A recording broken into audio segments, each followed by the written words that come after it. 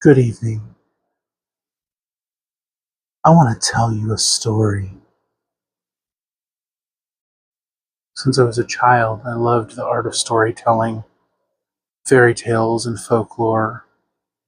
I grew up with these, as many of us did: Little Red Riding Hood and Jack and the Beanstalk, Hansel and Gretel. I wanted to create my own stories, my own little world. I titled my book Tales of Woe. Before each story, there will be an image. This image is very specific to the tale. This is an old needle, cracked and worn, and you'll see its significance in the coming pages. This story is titled Shoot-Up Spinster and the Twin Knaves. In the cheerless and unwelcoming kingdom of Ebony Gallows, where the scent of decay and broken wishes fills the air, there dwells two brothers, the Twin Knaves. The first, formerly titled Golden Knave, embodying a life of perfection and good choices, has been dealt a faultless hand. He is the kingdom's shard of hope in a world swallowed by bleakness and woe.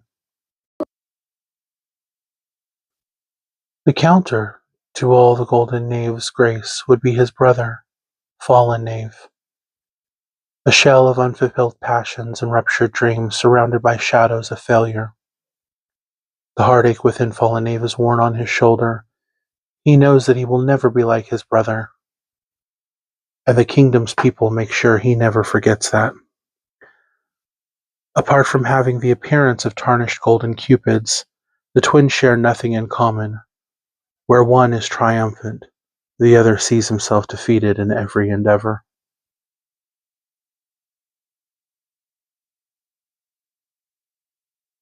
As Golden Knave rules the kingdom with a firm grip, carrying the black noose as his symbol of authority, his brother has slipped further down his radiant fingers.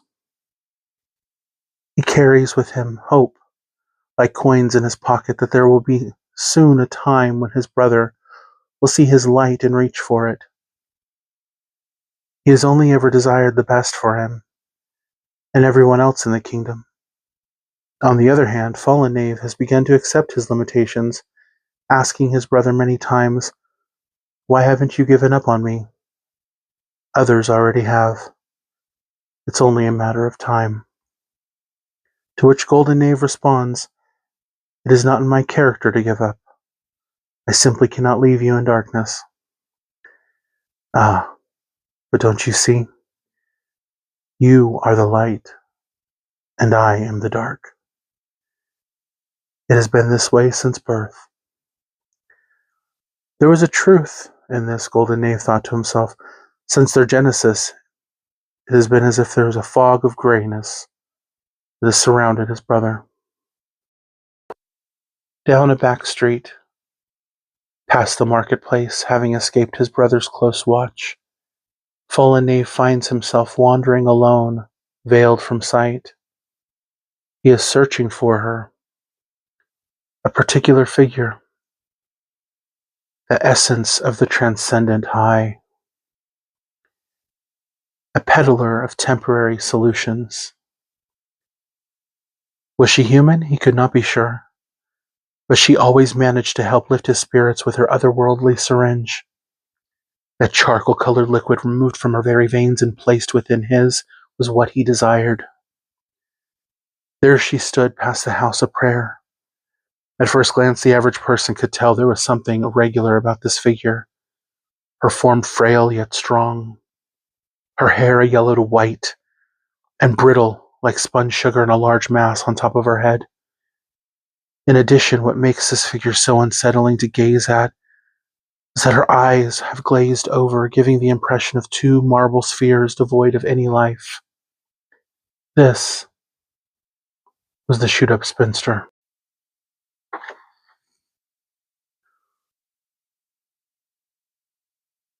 Up walks Fallen Knave. A smile cracks across Spinster's face. She knew he was there before he managed to utter a sound.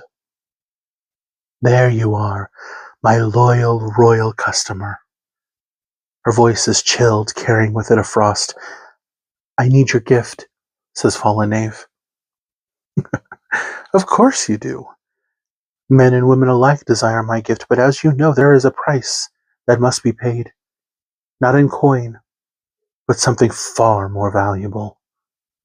She says this without a hint of conceit, instead pointing out the unfortunate truth: not a thing in this world is exempt from cost. Fallen Knave, now glum, knows all too well the expense of his weakness. "As is customary, my price is a slice of your flesh and a lock of your hair." The knave reluctantly nods his head, reaching within his cloak, pulling a blade from his belt. With an outstretched arm, he places the cold metal upon his skin and drags it across until it breaks. As the spinster glances down upon her wretched yet determined client, all she can do is grin. The weld cuts from previous pavements have left their mark on the knave's metallic-like skin. As the darkened life liquid drops to the earth, the knave reaches up to his golden locks, grabbing one towards the base of his neck, and tears the fibers loose. The blood-stained hair is handed to Spinster. Her grin grows wider, displaying pearlescent teeth. She places the pin inside the pocket of her dress. Pulling from the very same spot, she exposes the syringe, the carrier of the euphoric nectar the knave so desired. There was a haze in his eyes, a hunger. She had seen it many times. In the drunken baker, the forgotten prostitute, and the neglected youth. She didn't waste time. Placing the tip of the needle to her wrist and with a firm thrust inserting it into her vein. The now transfixed knave watches as she pulls up on the plunger, and that charcoal liquid fills the tube. He can barely contain himself as she pulls free, handing over her gift. As if possessed, Fallen Knave doesn't hesitate, jabbing himself in the thigh, feeling the familiar rush travel over and up his leg. Spinster quietly retrieves her needle, placing it back into her pocket. She is watching the knave as his face displays an empty yet sublime glow.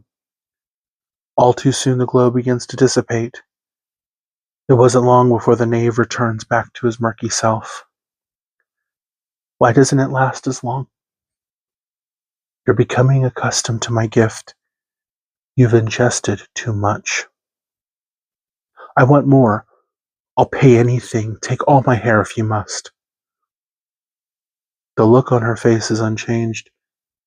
This will not end well for you, Your Highness. He was no longer listening to reason.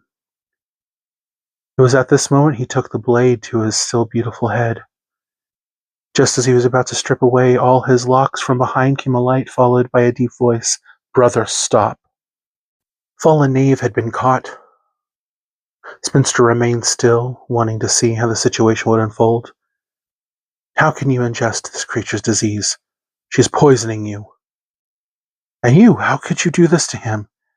You'll pay with your life." Golden Knave's rigid fingers aimed at the spinster. "I did nothing. Ask him yourself. He was the one who sought me out, listening to the whispers of my other consumers. You can do nothing to me, Golden Knave. Instead, you should be more watchful of your brother. And what about yourself? Even now, you can feel my gift. Obviously, the connection between twins is genuine. I would never corrupt my body and soul with your toxin. Take my gift or don't, but be assured I will always find someone who desires a quick fix. I am consumption, and I am remedy." It was as at this moment the fallen knave began to speak. "I told you, brother, I am darkness. The only reason I took Spinster's gift was so I could feel what it was like to be you, full of light. But it is not me. The light can come to anyone who looks for it. No, brother. To some, their light is darkness. I have to embrace who I am, and I ask you to do the same. Golden Knave looked down, suddenly aware that his brother had resolved to remain in the shadows. His voice was but a whisper. I'm sorry, Fallen, but I cannot believe nor accept what I am hearing. I have given you plenty of time to figure yourself out, to make your way to the light, but you still choose to remain in the dark. Fallen watches his brother with a sadness in his eyes. You were right. I have to give up on you. Even though Fallen Knave expected it to happen, hearing the words spoken shattered what was left of his hopeful heart. You are stripped of all nobility. From this moment you are no longer my brother, but the stranger that you have become. Golden Knave turned and left Fallen with Spinster, who fell into shadow. That was the last time they spoke. Rumors circled around the castle that Golden Knave had become obsessed with people reaching for what he called the light. He had the castle walls coated in gold, so when the sun shined through the windows, the entire area gleamed a yellow-white. This was only the beginning of Golden Knave's hysteria. He soon began consuming flakes of gold. It started small at first, believing that if he ingested the light, that this would somehow solidify his being. Soon the flakes turned to beads, which then turned to nuggets. Apart from some slight discomfort, Golden Knave was in perfect health. As the gold passed through his system, he saw that this was his body rejecting the light, which only enraged his obsession. The meals prepared now contained more gold than actual food. Golden Knave was still not content. It was only after one of his many midnight strolls that an idea came to mind. Down the halls, past the guard, and out into the night, Golden Knave found himself following in his brother's footsteps. It didn't take him long to find what he was looking for. At the edge of the kingdom, near Judgment's Cliff, stood the familiar figure. She watched as he cautiously approached. Madam Spinster. His voice slightly cracked as he stared into those murky eyes.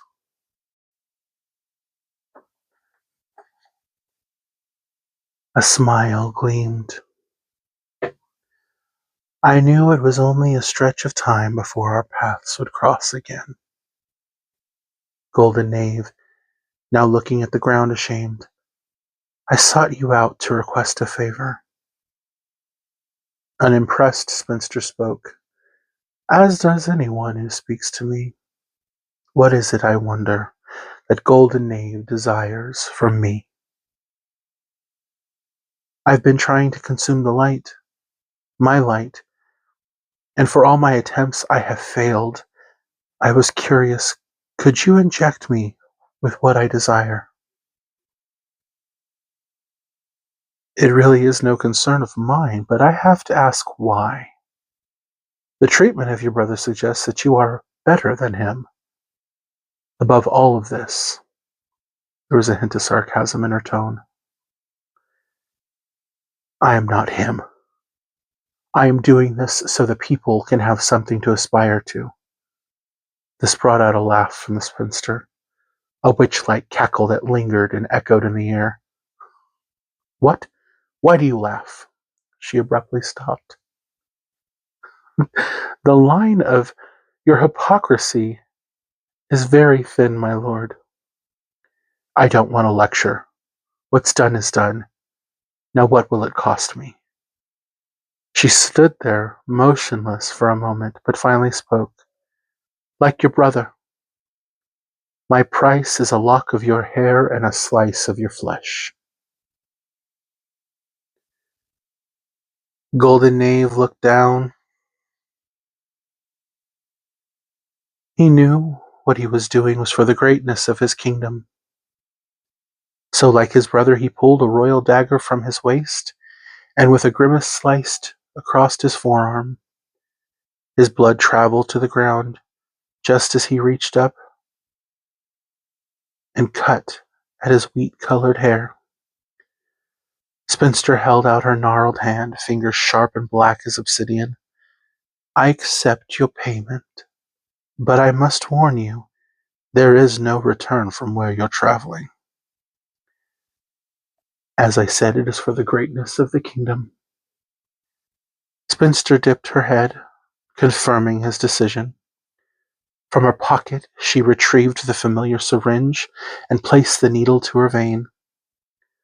Golden watched in awe as she drew out a liquid, but instead of it being the charcoal-like color with his brother, this appeared to be melted gold, adding a luminescent glow to her face. "Why is it different in color?" The unfamiliar made the already nervous Knave more unsettled. "It is different for everyone. Each is unique."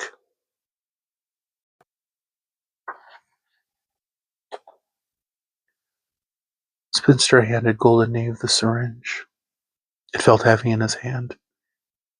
When he brought it close to his eyes to examine, he became entranced by the color.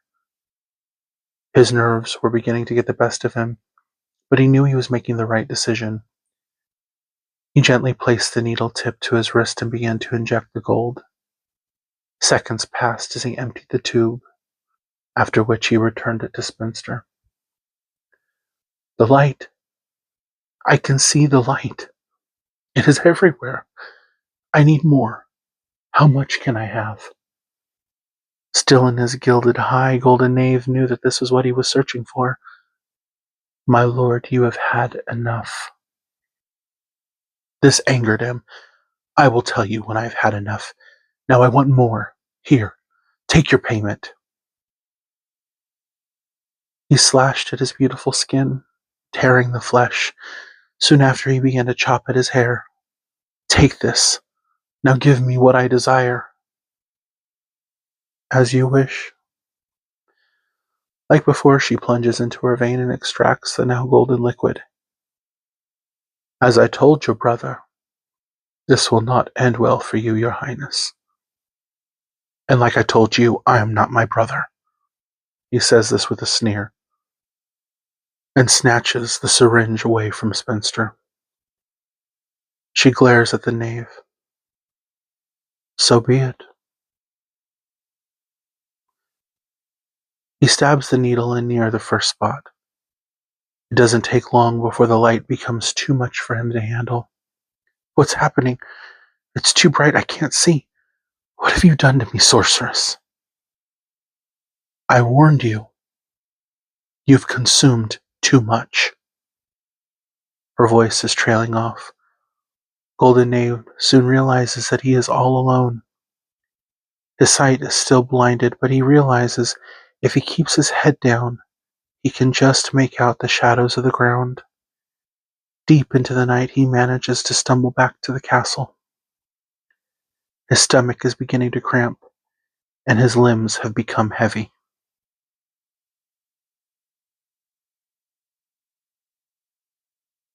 The light in his eyes begins to fade, and soon his sight returns. He makes his way to his chambers and lies down. He couldn't have been settled for more than a few minutes before he tried to stand up, but realized he couldn't move. Panic was beginning to set in. He tried and tried to push himself up, but every time he went to shift, the pain he felt was bone-shattering. It was as if he was suddenly made of stone. His chest became heavy, and it was difficult to breathe. Despite this sudden feeling of unmovable mass, he began to salivate. But the taste was not saliva, but rather odd in flavor. His labored breathing only got worse as his lungs began to fill. Golden Knave suffered for a few more agonizing moments before the lack of oxygen caused him to pass out. He was suddenly awoken to the sound of his guard rapping at his chamber door. He couldn't answer. His lips wouldn't budge. Finally, when the doors opened, he saw the look of shock in the faces of the men. "Your Highness, what has happened to you?" No answer. "Your Highness, can you hear me? Can you not speak?" Still no answer. The guard went to touch Golden Knave, and to his horror he found that the body was cold, the skin soft and pliable on the outside but hard within. He gently reached under the knave to lift him up, only to discern that he couldn't do so by himself. Having to call for the aid of a few other guards, it took 6 men to shift the knave from the bed. With the hopes of getting him in the sitting position, moans of pain could be heard, but still the guards pushed. It happened by accident. 2 of the guards lost their grip, and with that the knave slipped to the floor. There was a sound of bones breaking, like rocks grinding and cracking against one another. In the end, Golden Knave became his title through and through. The overdose of Spinster's gift caused his insides to turn brittle and golden in color. The fluid he was choking on was that of the liquidated gold seeping from his body. The 6 men could only stare at the once proud Golden Knave now dead and broken on the stone floor. The kingdom began to fall apart as news spread that the beacon of hope had crashed to the ground. Some believe it was fitting that the kingdom had come to its end, saying it was only a matter of time. News traveled down past the beggars and drunken souls to a hidden corner where a figure rested, still beautiful in his own right, but starved and slowly fading. Here lies fallen Knave. His voice is hoarse and fragile. "Brother, I hold no resentment. I forgive you. Be at peace." The pain in fallen Knave's chest is heavy. There were brief glimpses of "if only I had more time." Dazed, bouncing in and out of consciousness, fallen Knave spots a flicker of light in the corner of his eye. It hurts to turn his head, but as he does, he can hardly believe what he's seeing. Was he hallucinating? He could not be sure. There on the wall lands a moth, golden in color. It flicks its wings, trying to get comfortable, but soon lifts off the cold stone and finds a new place to sit upon the Knave's foot. Their eyes meet, and a sensation of warmth covers the young man. It was his turn to transform, to become something better. Moments later, fallen Knave's crushed heart takes the last few beats. When fallen Knave's body was found, he was gently carried to the castle's tomb to be buried with his brother. In the end, the kingdom of Ebony Gallows ceased to exist. It was slow at first, but as more people packed up their lives and moved to other areas, the Dark Kingdom became barren. When asked what happened, some would say that it was one brother's unwillingness to change and another's lust for the light. But others who knew better would say that it ended with a sacrifice of body and soul.